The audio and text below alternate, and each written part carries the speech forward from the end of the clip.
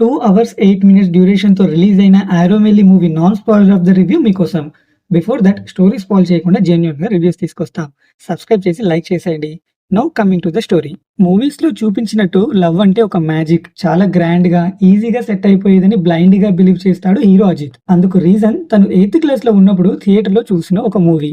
అమ్మాయిలు తనతో ఫ్రెండ్లీగా మూవ్ అయితే అది లవ్ అనుకోని చాలా కష్టాలు పడుతుంటాడు. కానీ జాబ్ కోసం ఒక మ్యాట్రిమోనీ ఏజెన్సీలో వర్క్ చేయాల్సి వస్తుంది.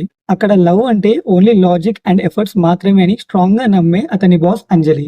లవ్ గురించి ఈ ఇద్దరి కాంట్రాస్టింగ్ ఫిలాసఫీస్, వాటి మధ్య ఉండే కాన్‌ఫ్లిక్ట్, ఒకటి నార్త్ పోల్ అయితే ఇంకోటి south pole. And finally Ajith తన మైండ్ సెట్‌ని ఎలా చేంజ్ చేసుకున్నాడు అనేదే ఈ స్టోరీ ఎసెన్స్.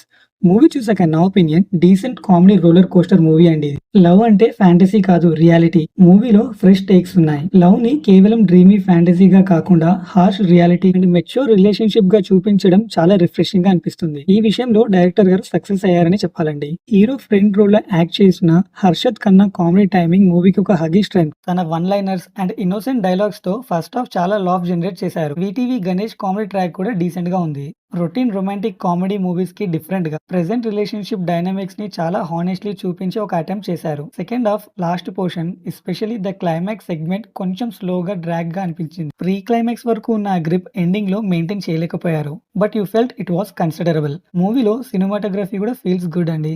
ఆరోమెలి మీనింగ్ ఓ ప్రియతమా. అండ్ మీరు romantic comedy drama and feel good films ని లైక్ చేస్తే ఈ మూవీ డెఫినెట్ గా ట్రై చేయండి.